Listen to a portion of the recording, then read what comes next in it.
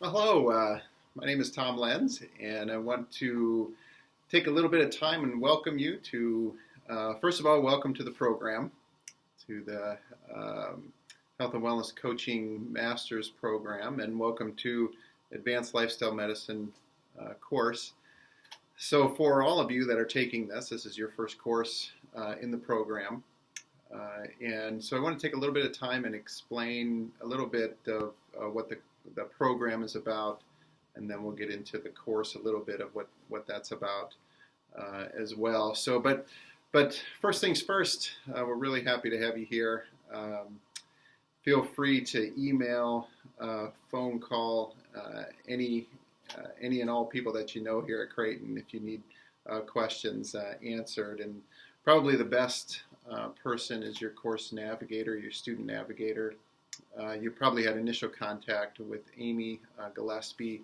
That's switching hands over to Evie, and you'll get information about that very shortly if you haven't already. But she's your first point of contact if you have questions about logistical stuff.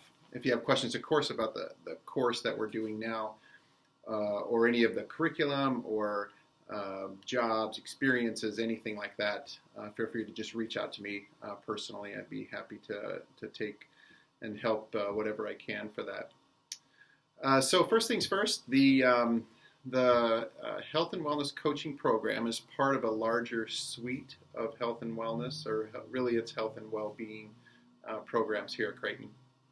They all are underneath the Center for Health Promotion and Well-Being. And within the center, we have really three main areas. We have an academic component, which I'll explain more in a bit, and that's where this master's degree sits. We have research centered around health promotion and well-being. And then we have activities, outreach activities that are really in several different areas, one being community health, one being employee health and wellness, well-being, another in clinical, and then the fourth in student. The center, the programs are all still pretty brand new. We're at about a year and a half in the master's program so far at this point. And it's very exciting, a lot of great stuff happening, which hopefully you'll get cued into as the course goes along, as your program goes along, as far as the opportunities for you, if you would like some research opportunities or practice opportunities, whatever those may be. So I'm open to all of that kind of thing. So just let me know if you have extra interest in doing some collaborative work outside of class. Just reach out. I'd be happy to do what I can and work with you. The philosophy of the program, and this is for the overall program in the center, are a couple of main things. One is that we focus on what we call relational care as opposed to transactional care. So many things in our healthcare world right now are focused on just transaction, a series of transaction as we shuffle people through the system. And there really isn't this point of contact with an individual that establishes a long-term relationship in many ways. And this is what we want to focus on and what we are focusing on for this program. All of the courses you will, as you go through, are geared towards that. It's about connecting one-on-one with people, establishing that long-term relationship, and it's about getting them where they need to be in their goals and quests for health and well-being. So that's kind of one of the core tenets. The other is self-care. So we philosophically believe that in order to be good out here with other folks, we need to be good in here and at least know what's happening in there. So we do a lot of reflective activities, that kind of getting to know you type activities. This sits more so with a much heavier emphasis in our undergrad program than it does in our master's program. Just so you know, in the Center for Health Promotion and Wellbeing, the academic component has a bachelor's program called Healthy Lifestyle Management and a master's program that you, of course, that you know well. So in our undergrad program, we do a lot of personal development for our students, especially our traditional students who come into Creighton. traditional, meaning the ones who take the face-to-face program. We have two healthy lifestyle management programs, one for traditional 18, 19-year-old students who come as freshmen on campus, and then another for online adults in our College of Professional Studies. So it's the same program, it just one runs online, the other one runs on ground. But that program focuses a lot on personal development. But as does the master's program in the area of self-care. So this will become more familiar to you, self-care will, as we go through, especially this course here, because we're going to do a lot of work on this. You'll get, actually you get to dive into self-care head first for this course. We have a very large project as you look through the course material related to self-care. I should say a little bit about myself. I've been at Creighton since 1988 in one form or another, as either a student or as a staff person or as a faculty person or somewhere in between. So I feel good when I wear the blue. It's kind of home to me now, of course. But I'm originally from Iowa, a small town in Iowa, kind of a farm kid, and then came to Creighton as an undergrad, and I really never left. I have an undergrad degree in exercise science, a master's in exercise science. Then I went to pharmacy school, and then after pharmacy school, I did a two-year fellowship in cardiovascular research with our School of Medicine. And then I practiced in pharmacy practice in inpatient cardiology at a hospital in Lincoln, Nebraska for a number of years before I moved back to campus, took an administrative role, did a lot of teaching in pharmacy related to lifestyle, and then we developed this program a couple of years ago. So I transitioned from pharmacy over to this. I went back to school also, so you'll be happy to know that I'm also a student here at Creighton in a master's program that runs somewhat similar to this one. So I'm getting a master's in medical anthropology now as well. I'm about halfway through the program. Enjoying it like crazy. I love being a student. So I guess once a student, always a student. So we can chat about that more at a different time, but it's very applicable, and you'll see how it was important for me to understand the anthropology world because our program focuses so much on the social aspects of health rather than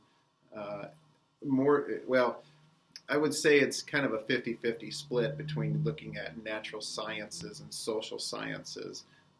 Much of our healthcare system is really focused on natural sciences. And I feel like we really need to put more emphasis on the social science. And again, you'll get headfirst into that in this class. One, reading one of the books that we're going to read, and the other is really in the first week, talking about social determinants of health. If you've never been exposed to this before, I think you'll really enjoy this part. And just a little bit of trivia, I'm going to spill the beans, but on the information. But if you think of all the factors that determine your health, you could list off a whole bunch, right? So you could, and they're all unique to you. But some of them, other people have some of the same issues as you have and so on. And really your issues are the same issues in the larger context that our community has, that our nation has. But if you think of all the factors that determine health, you'll be maybe interested to know that only 20% of those factors, and that's being generous, are attributed largely to our healthcare system as it exists now. So your access to care and the quality of care that you receive only comprise about 20% of what determines your health, of the factors that determine your health. So there's a whole other 80%. So we've nicknamed this Center for Health Promotion and Wellbeing the 80% Center because that's what we do. We focus on the other stuff. And what's the other stuff? Social factors, cultural factors, economic factors, personal health behavior factors. That's what we'll talk about in this course quite a bit. The physical environment that you live in.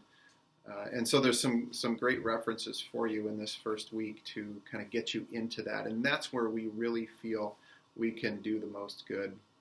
Just so by way of background, just so you know, in 2008, I was fortunate to be allowed to start what we call a cardiovascular and diabetes risk reduction program at Creighton. It's an employee well-being program for people who have existing chronic diseases, high blood pressure, high cholesterol, and diabetes.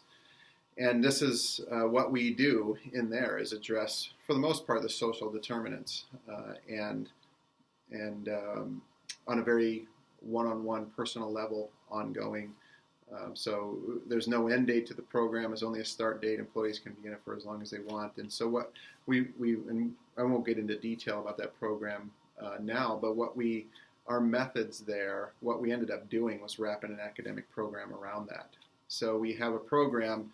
If you're skeptical about anything that we talk about in the program, we do it for real here on campus, and it shows a very nice financial return on investment for our university. And we can talk more about that later. And if you're interested in how that works in greater detail, just let me know. I'd love to share that with you too. So the reason I bring that up is just to let you know that some of this is theory, but some of it also is very practical, and we use it on a daily basis. Especially what you learned in the first book that we talk about. The book looks like this. If you got the old version, that works too. So either one. But a lot of the stuff that is written in this book, we use for real here, and especially the tools. You will use the lifestyle medicine tools that are in that book in a very practical way on yourself for a self-care project during this course. Same tools we use in the program. That's why they were developed in the first place, and we put it again in an academic model. So it's exciting to teach from the side of, I know this stuff works because I work with people to change healthy behaviors and using these same techniques and tools. Speaking of book, the other book that we're going to do is read is this one. This is more of the social science side. This is more of the natural science side. We'll read this in 2 weeks. We'll read this in 3 weeks. You'll be able to get through them. So don't sweat that. First week we've got a hodgepodge of different materials for you to read. The list looks long, but it's not it's not a lot in each of them. So that's the first week, and then we get 2 weeks of this book. The next 3 weeks of this book, covering more of the natural science side, sort of, but practical application, social science side. In this one, gives you a good foundation. Both of these books do for the program. And then the last 2 modules of the course are other readings and videos to watch. So one of the things I want to encourage you to do is go through the Blue Line site, especially the introductory material. It has a lot there that helps you get introduced to what we're going to do in the course. If you like the old school way of just printing out the syllabus, just like the good old days when everything wasn't electronic, you can do that too, just on the page there. I believe there's just a tab on the side there, on the left-hand side, that says syllabus. You click on that, and then it gives you a link. You can download the actual hard copy, print it out if you would like, and look at it the old school way. I still prefer doing that myself. I keep the paper copy around. One of the things I would like to do, the course objectives, you can read through. One of the biggest pieces we're going to concentrate on here is, the 4 main ones are looking at lifestyle medicine and whole person health, and that's how we refer to it in the program. In both the undergrad and graduate programs are whole person health, and that's important for us, an important concept, and that's something we'll talk about more as we go through this course, especially in the first module, first week. We get into the recommendations for physical activity, healthy eating, sleep, alcohol in this course through the first book.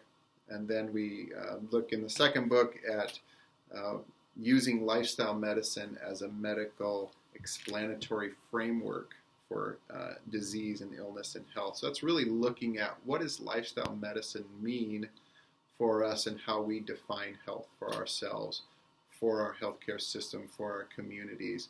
How does lifestyle medicine fit into that role? And what is the context of that? And then the fourth one is on self-care. And we look at self-care in many of the courses, and we use the concept of becoming your own first patient, as we used to say in pharmacy. When we did this in pharmacy, I don't like to use patient as a word for the people we work with now. I don't particularly like client as well either. That seems transactional. Patient seems like they're already sick. I just haven't found a good word, so most of the time I just use person or individual. But anyway, so what the self-care part of this will be trying these things out on yourself first. And then you can see and hear what your assignments are. Discussion, we have really four main components to that. There's a discussion each week, or 7 out of the 8 weeks. We have a survey project, reflection paper, and the self-care project. You can see that the self-care project is the largest out of them as far as points for an individual project. And that'll make sense as you read through this. Each week on the discussion boards, I wanted to make a couple comments about that. One of the things that I would really highly encourage and actually expect you to do as you're going through the discussion board, and this may take a little bit of getting used to on how to interact with the discussion board and with your fellow students and colleagues, but giving your take on what you read and how you feel about that, and not just saying I agree or I disagree and leave it at that. Bring in some actual context to what you're saying. This I found really important because, or this was, I didn't know this, and this is interesting because, or I agree with the author in this area, but I don't in this area. Those things are important to give. That's doing a discussion board at a master's level, as opposed to just saying it was great, I learned so much, I agree, that kind of thing. But what I challenge you to do at the end of your piece there is to write 2 or 3 questions that you would like to know more about, that show that you're really synthesizing the information in a way that you say, okay, what do I do with this? What are the next steps? What are the questions I still have after reading this? Some of this doesn't make sense, or some of it makes sense, but why is it like this? And it's those questions of why and how, getting into this material at a deeper level that says, I'm starting to internalize this information, as opposed to just surface reading and summarizing. The point is not to summarize. The point is to pull out one thing or 2 things that you felt were particularly compelling about the reading and talking about those, not to summarize, because everyone's going to read the same material and you don't need to read a summary of it. The point of it is not to show me that you've read it in a summary, but to show your classmates that this is something I feel is important for us, or that we should discuss further. And we are unfortunately so trained in our academics, not so much in the college level or in the grad level, but I still think it happens to a certain degree at all levels, that we are just trained to answer questions and really not to ask questions, because it's in the asking of the question where we really get to understanding the material at a deeper level. Okay, we can read something, summarize it, and take a test and just answer questions. But it's when we start asking the right questions. Why is it this way? Why did this develop in this way? Why is our healthcare system doing it this way?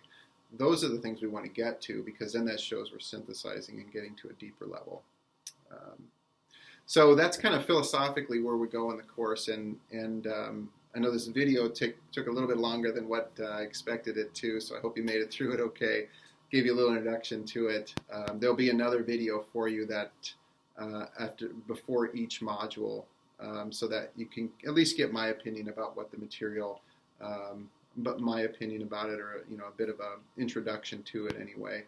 And then when you do the discussion boards, I kind of stay on the periphery on the discussion boards, and you guys do a lot of the discussing, and I'll interject if things are going not in the right direction. But I like the students to stay engaged with each other and learn from each other there. But I'll get in if things seem to go in a wrong direction, or a question needs to be answered that isn't being addressed, and help in that kind of way. So again, welcome to the class, welcome to the program. Happy you're here. And if you need anything from me, just let me know. Pick up the phone. I'm happy to. If you don't have my contact information, I'll give it to you right now. My direct line in my office is area code 402-280-3144. So call me anytime. or you can shoot me an email also at tlenz@creighton.edu. All right, good luck with the class. Hope you enjoy it. We'll be talking to you again soon. Thanks.